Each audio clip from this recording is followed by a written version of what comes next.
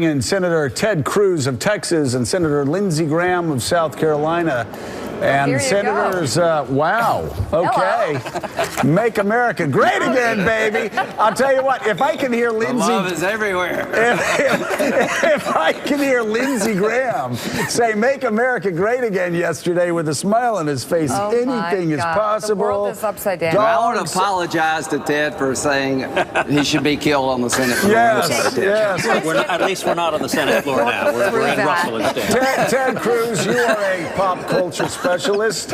What would Bill Murray's character in Ghostbusters be saying at the sight of you two together? Well, I think we've crossed the streams, and I think the Stay Puft Marshmallow Man is coming out anytime soon. Dogs and cats living together. Let me ask you guys really quickly. I'll start with you, Lindsey, because Ted, you introduced Rex Tillerson. Were you concerned, Lindsey, about Rex Tillerson's non-answers to Marco Rubio's line of questioning?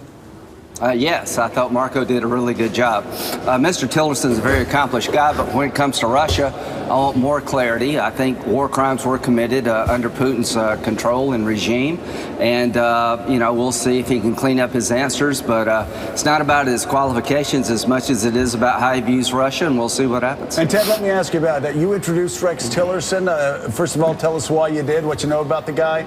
And then the same question to you. Were you concerned about his non-answers to Marco Rubio's questions on Russia? Well, listen, the purpose of the hearing is to flesh out a nominee's views, a nominee's experience and vision. I introduced Rex Tillerson, number one, because he's a Texan. He's an incredible business leader from my home state. And I think this is a really challenging time. I think the foreign policy world is a mess after 8 years of Barack Obama, and we need a serious leader. And if there's one thing Rex Tillerson is, he is a serious man with experience running a massive global company, negotiating all over the world, and I hope and believe that he is going to be able to help change us from the direction. I mean, you know, right now, our friends don't trust us and our enemies don't fear us. We've got to change that, and I hope and believe we're going to. I'm wondering then why, Lindsey Graham, then, why would it be so hard to say I'm concerned war crimes were committed? Well, I think, number one, you don't want to go into the job naming one of the leaders of the world a war criminal, but here's the problem. You got to deal with Russia as it is, and the bottom line is I think his nomination is salvageable from my point of view. I think he probably is not going to get a lot of Democratic support for some of the other answers he gave. He said Russia did it. That made me feel good about hacking into our elections. He understands the utility of sanctions. He was reluctant to make a commitment about what he would actually do. I get that to a point, but he should have knocked it out of the park. He should have turned to Marco and everybody on the committee and said, I see what they did in Aleppo. I know what they did in Aleppo. It is wrong, and it is time for Russia to pay a price across the board, not just for hacking into our election, but for destabilizing the world. But at the end of the day, Trump's the guy, not Tillerson. I think Tillerson's a very qualified guy, but I'd like to see more strength and clarity when it comes to Russia and the moral clarity that Marco was talking about. Senator Cruz, why will there not then be a second day of hearings so we can flesh out even more, hear more from Mr. Tillerson? Well, listen, that's the decision for the chairman and for the committee. I know I was visiting with a number of members of the committee on the Senate floor last night, and I think their sense was that they had answered the questions. They had gone a lot of rounds, and they felt like their questions were answered, and now the committee has a chance to evaluate what they've heard. They can follow up, as they often do, with more questions in writing, and then they're going to make their decisions, and then the whole body, the Senate, will make our decision. So, Senator Cruz, it's Willie Geist. Do you agree with Senator Graham and Senator Rubio yesterday that Vladimir Putin is, in fact, a war criminal? Look, I've said many, many times that I think Putin is a KGB thug, that his pattern for his entire time in office has been to use brute force to hold on to power. I think he committed an act of war by invading Ukraine. And I think much of his aggressiveness has been caused by Obama's weakness. I think weakness is provocative, and what we've seen across the globe is that our enemies, from Russia to Iran to North Korea, have all gotten more aggressive, more belligerent because of what they see as weakness in President Obama. I am very encouraged that that's going to change, and change significantly on January 20th. That's President Obama, but has President Putin committed war crimes?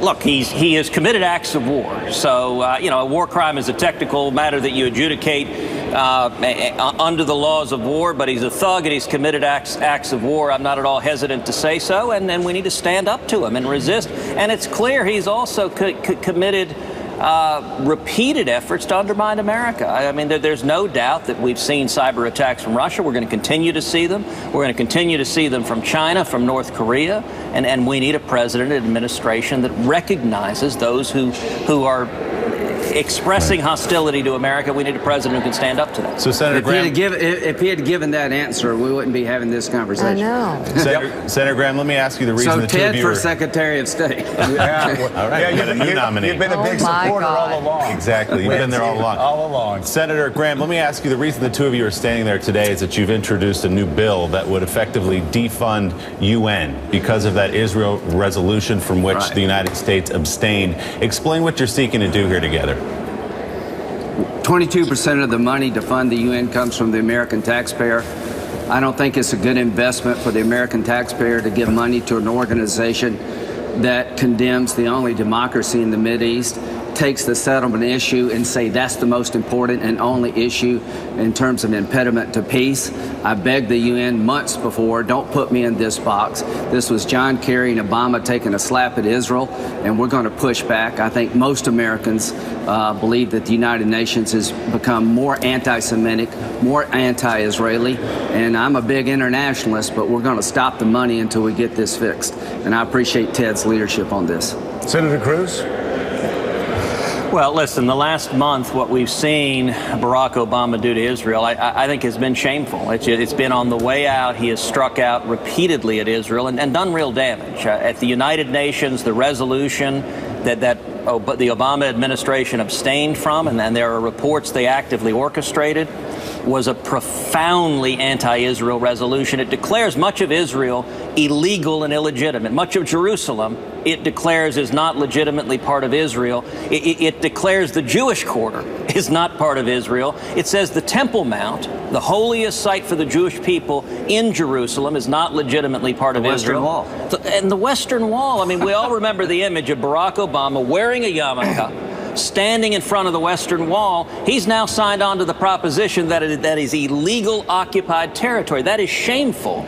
And in my view, we need to act to defend not only our friend and ally, the nation of Israel, but also U.S. interest. And so Lindsey and I today are joining and filing legislation that would end all U.S. taxpayer funding for the UN unless and until they reverse this resolution. It's very simple. The only way to get their attention, we can give speeches, we can pass resolutions, and the UN is going to ignore what we have to say.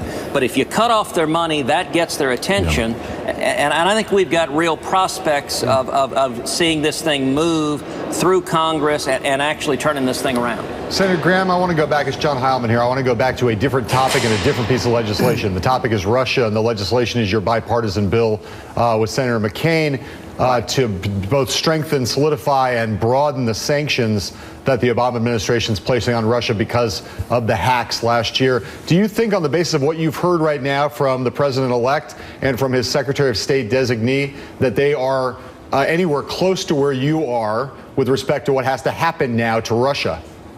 Well, number one, I realize I got 1%, so we can let that go. Here's what I think. I think there's a bipartisan desire to punish Russia, not only for hacking into our elections, even though I don't believe they changed the outcome. They tried to disrupt our elections, and they're doing it all over the world. The president-elect said he believed Russia was behind the hacking. That is progress.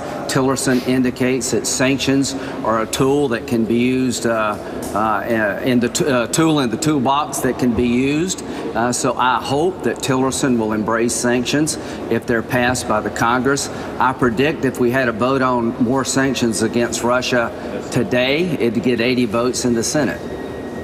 And so are you comfortable, is Senator John McCain comfortable with the fact that Rex Tillerson will support a sanctions bill if it passes through the Senate?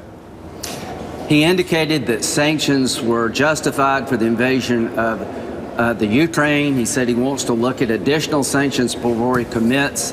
I am confident that if we could get 70 or 80 votes in the Senate, that the Trump administration will embrace sanctions, because look at it this way. If we give them a pass, you're going to get more of this. Iran and China are watching us. Now's not the time to give Russia a pass on trying to interfere with our election. More sanctions are necessary and justified for a variety of reasons, and I hope the president-elect will come to realize that the only way you're going to have a better relationship with Russia is when they stop invading their neighbors, when Putin stops killing his opposition, stealing his people blind, and trying to interfere with democracy. Nothing better is going to happen until he feels the pain of what he's doing. Senator Cruz, what advice, if any, would you have for the president-elect about this simmering feud between the president-elect and the intelligence community? Well, listen, like Lindsey, he and I both ran. Neither of us won. Donald Trump won, so I don't know that I'm in the advice-giving business. But, you know, there will be a natural transition of power that occurs on January 20th. The president-elect has appointed his own leadership to lead the intelligence community.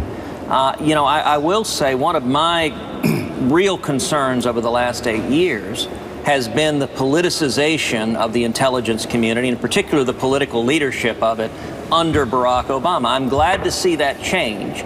And we all know there are many good, principled, courageous professionals in the intelligence community who are risking their lives, covert agents who are putting everything on the line for this country.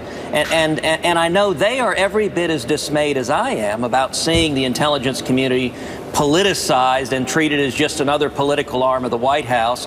I hope and believe that's going to change in the new administration. I think that'll go a long way to resolving these issues. Senators Lindsey Graham and Ted Cruz, thank you both for being on our show together. I'm glad you worked out that Let's see a hug murder thing. We'll be in Reno and Yeah, exactly. and Vegas. We're performing all week. It was great to have you We'll buy the both on. tickets. It's all Thank you, seriousness. guys. Thank you Really very much. appreciate it. We'll be tracking your legislation to defund the UN over the vote on Israel.